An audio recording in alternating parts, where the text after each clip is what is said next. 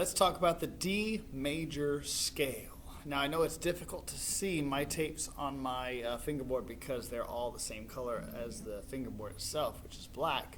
But just remember, every single finger has a tape that it's supposed to go on. So there's no question about where should it be. It should be all right here, and I believe you have an extra tape down here that we're going to use a little bit later, or that we use for the left-hand pattern. But for the D major scale, we only use these for finger tapes right there, okay? So make sure you're following along with the music that's in Schoology for the D major scale, because I'm going to be basically playing exactly what is on that. So let's start by going to playing position, nice and tall. Feet are flat on the floor. And whenever I'm going to playing position, my fingers are going to have to be very, very tall and on the fingertips. That's going to be very important for this scale, close to the end. So let's start by playing open D, no fingers down. Ready, go. First finger's ready. First finger down, ready, go. Just like the left-hand finger pattern, you're going to add your second and third finger, all three fingers down, go.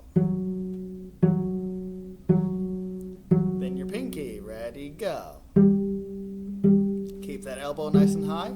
Now, instead of doing what you normally do for the left-hand pattern, which is shift up here, you're now just going to start all over, but on the A string over here. And you're going to do the same fingers in the same order there. Ready, A string, go. First finger, third finger, and then all four fingers. At that point, that's as high as the scale goes. That's high D. Now we come back down and just go in reverse order. We already played D. We're not going to play D more than the others, so we're going to go back down to C sharp. Remember, just because it says C, it is actually C sharp. Three fingers going down. Ready, go. C sharp, C sharp, C sharp. Now take away your third and second finger, first finger only. Ready, go. Now keep your fingers hovering. Open A. This is the weird switch going from open A to four fingers down on the D string. We're going to go from no fingers, but then we're going to go all four fingers down on the D string. It's really important, like I said, that your fingers are on the tip, because if you can keep all of your fingers tall and on the tips, if you see my hand like that, none of my fingers are laying flat. They're all really tall and round. Let me see if I can get it there. See that? Nothing's flat. If you play like that, then you can actually hold on the D string first, second, third, and fourth finger, which makes G, but also let the A string go underneath your hand completely without touching your fingers, and you can play A while G is ready. Watch.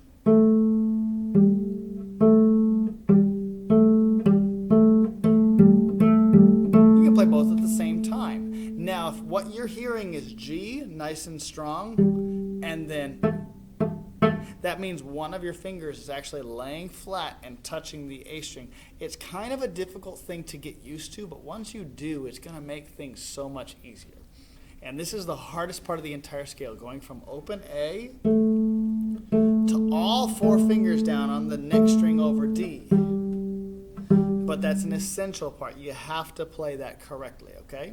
So we just played G. Now we're going to go down to F sharp. Take that pinky away. Ready, go. Excuse me. Then your first finger. No other fingers are down. And open D. Keep those fingers hovering. All right. So now I want to do it one more time, pretty slowly, but instead of stopping and telling you what I'm doing for each of these notes, I would like to just go from one to the next without stopping. This is how we are eventually going to play this scale. So we're going to start with no fingers, but our fingers are ready to go. And just as a reminder, we will not use these fingers by themselves for months. Okay, so if you find yourself using 1 and 2 by itself, something is incorrect. You're going to have to use your third finger with it or just your first. All right, D major scale, slow, but without stopping between the notes. Ready? 1, 2, ready, open, D, go. 2, 3, ready, first finger. 3 fingers now.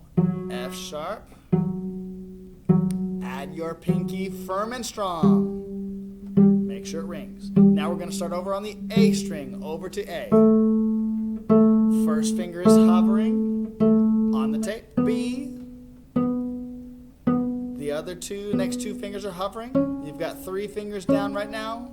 Then all 4. Then you take your pinky away, just 3 fingers.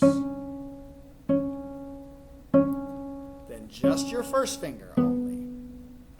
Now we're going to start getting G ready quickly. Ready, A. My hand's ready to play G.